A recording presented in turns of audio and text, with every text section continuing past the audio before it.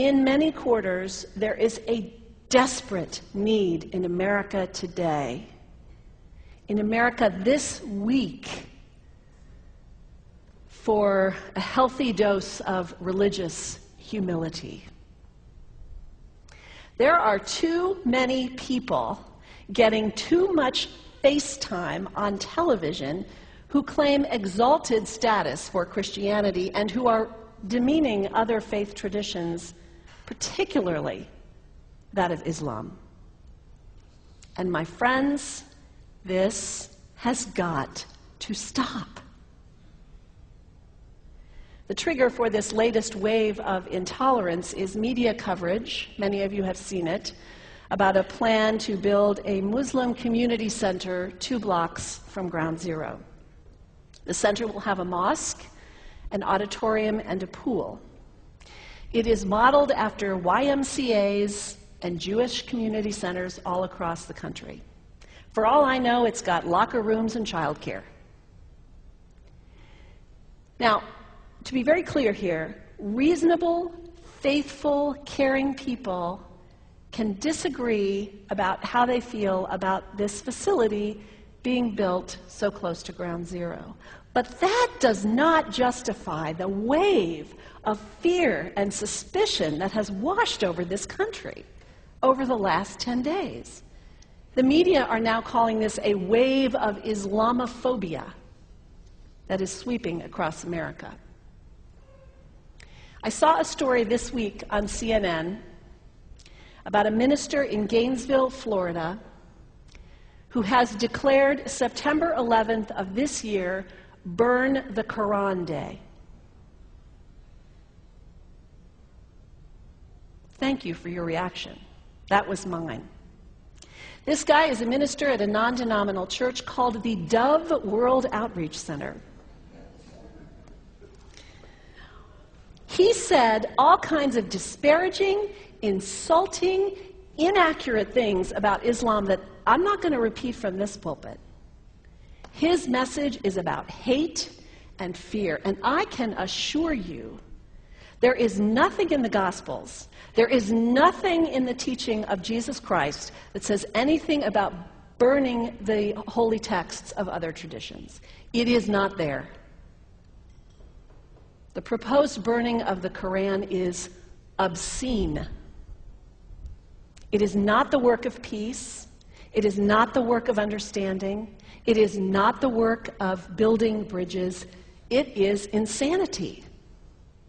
Now, the good news is there are a lot of groups, a lot of churches, even the National Association of Evangelicals, who are condemning this action and urging the church to cancel their event. A conversation about God demands grace and openness, a willingness to learn, to have our own ideas challenged, our convictions questioned. These are the hallmarks of humility. When I was in seminary, I read from someone whose name is lost to me now, when you speak of God, your voice should shake a little. You know, Jesus had no time for religious know-it-alls. He saved some of his harshest criticism for church leaders, for the Pharisees, the religious leaders who were so certain about who was out and who was in, who was holy and unholy, clean and unclean. Jesus was forever taking all this religious certainty and turning it on its head.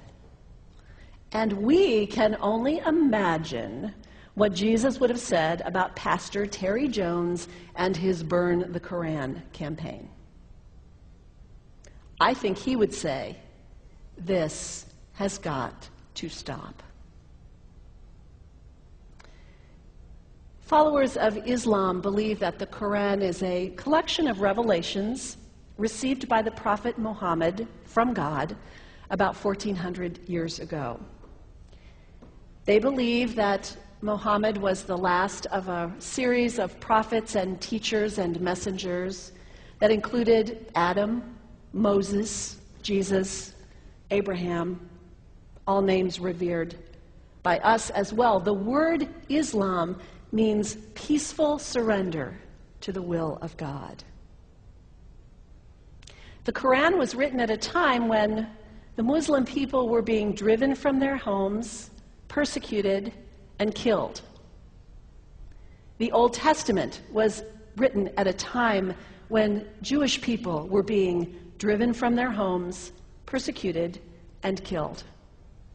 And religious scholars will tell you that most holy scriptures have stories of war and violence in them. Throughout history, most faiths have used these texts to justify violence. And if there's anyone in this room at this moment who's thinking that I've got it wrong, after church today, pull out your Bible and look up Psalm 137. And you'll see that our own text has passages that can make us uncomfortable.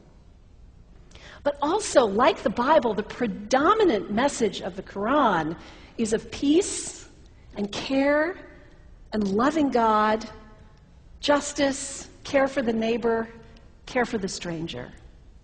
In the Bible, we have thou shalt not kill. In the Quraan, we have whoever kills another, surely he is killing all of humanity.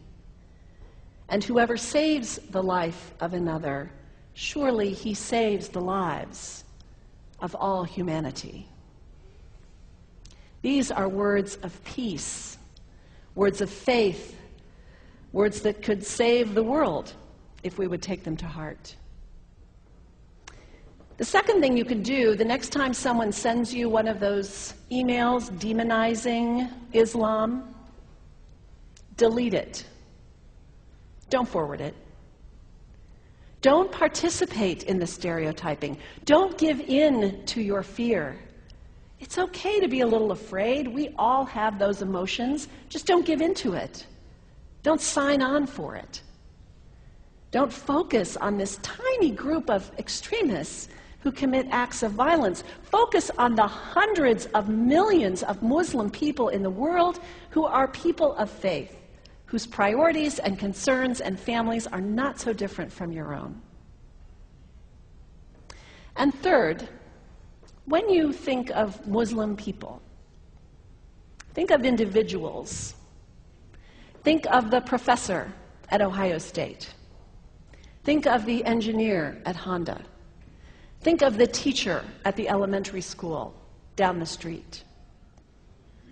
When you think of Muslim people, remember those who died on 9/11, not the hijackers. There was only a handful of them. Remember Mohammed Sunhami Hamandi.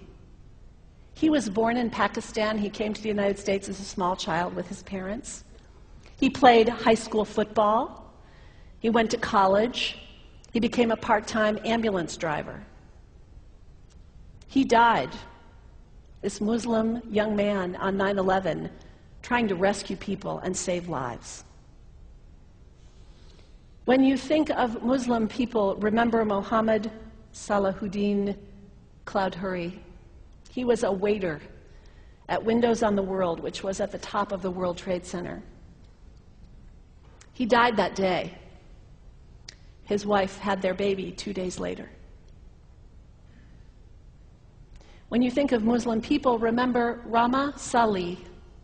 She was a woman, 28 years old. Her neighbors described her as fun and outgoing and generous.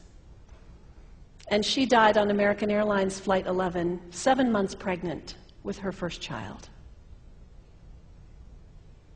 Remember the founder of the Islamic Circle of North America, who worked in the World Trade Center and also died on September 11th.